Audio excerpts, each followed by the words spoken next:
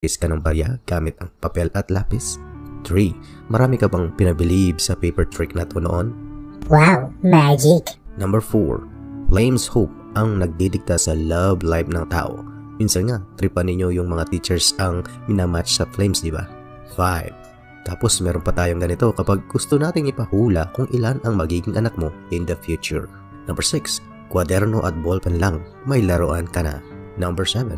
Sa walang kadahilanan, bakit kaya universal natin ginagawa yung design na yan? Lalo na itong drawing na to, pare-pareho tayo. Kaya magkakasundo tayong lahat eh. Pare-pareho ang daloy ng utak natin.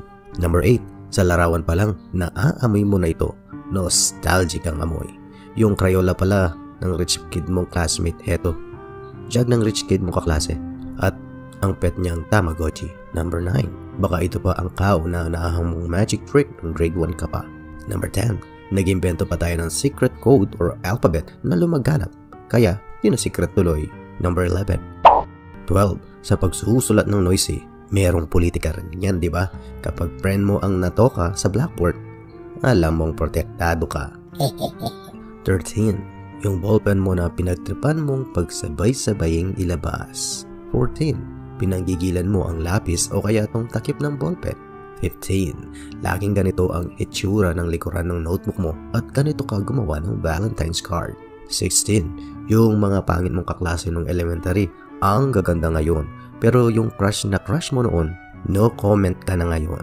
17. Nag-project pa tayo ng tae ng kalabaw para gawing pataba para sa mga halamang gulayan sa school.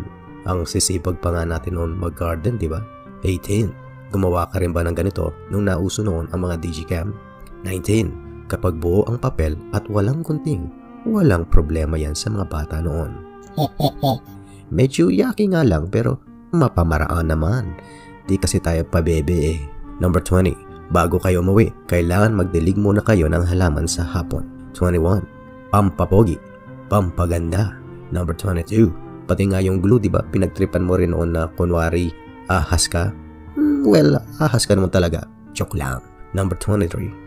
Pero bago pa sumikat ang glue na yan, ito muna ang superstar sa mga pandikit. Pero kung wala talaga yan, may alternatibo naman. Number 24. O yung eksena ninyo sa bakuna. Naalala mo pa kung gaano kakatakot at yung kaklase mo na nagtago pa sa ilalim ng lamesa ni teacher. 25.